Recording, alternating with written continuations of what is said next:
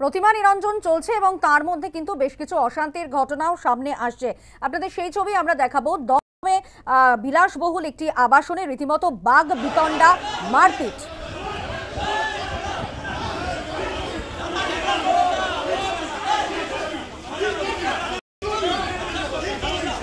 প্রতিমা নিরঞ্জন ঘিরে অশান্তি দমদমে। বিলাসবহুল আবাসনে বাঘ বিতণ্ডা, মারপিট। পরিস্থিতি নিয়ন্ত্রণে আনে দমদম থানা। অভিজাত আবাসনে দুটি দুর্গাপুজো হয়। দশমীতে নিরঞ্জন এক পুজো কমিটির, অপর কমিটির প্রতিমা নিরঞ্জন একাদশীতে। একটি পুজো কমিটির সাংস্কৃতিক অনুষ্ঠান চলছিল। নিরঞ্জনের যাত্রাপথে বাঁশের ব্যারিকেড থাকায় অশান্তি, প্রথমে বচসা এবং তারপরেই একেবারে হাতাহাতির পরিস্থিতি। গতকাল রাতের ছবি, আপনাদের যে ছবি আমরা এই মুহূর্তে দেখাচ্ছি, প্রতিমা নিরঞ্জন ঘিরে অশান্তি দমদমের বিলাসবহুল আবাসন।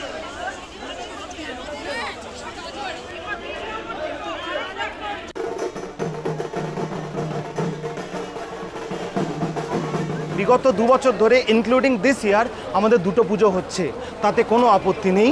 এখানকার লোক তারা প্রত্যেকে ট্যাক্স পেইং এখানকার নাগরিক, তাদের অধিকার আছে পুজো করার।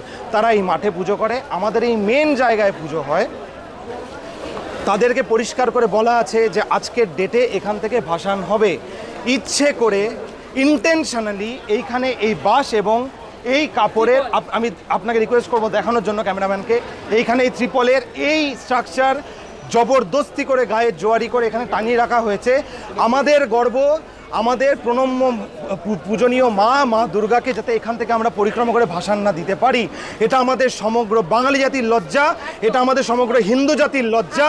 এবং শুধুমাত্র এবং যখনই কিছু ওনাদেরকে রিকোয়েস্ট করে হাত জোর করে বলা হয়েছে যে আপনারা প্লিজ এটা খুলে দিন, ওনারা বারবার বিষয়টাকে পলিটিক্যাল জায়গায় নিয়ে গেছেন এবং বলেছেন পলিটিক্সের লোক ডেকে আমাদেরকে নাকি মার খাওয়ানো হবে।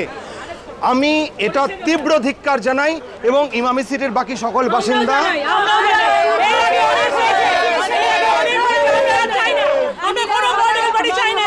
শুধুমাত্র একটি পার্টিকুলার পলিটিক্যাল পার্টির নাম করে, যেখানে আমরা অনেকেই আছি সেই পার্টির সমর্থক, আমরা সেই পার্টিকে সমর্থন করি এবং কন্টিনিউয়াসলি মহিলাদেরকে গালাগালি দেওয়া হয়েছে, আমার মাকে তেড়ে আসা হয়েছে, আমাকে তেড়ে মারতে আসা হয়েছে।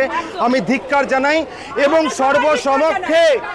সর্বসমক্ষে এটির যথাযথ বিচার চাই।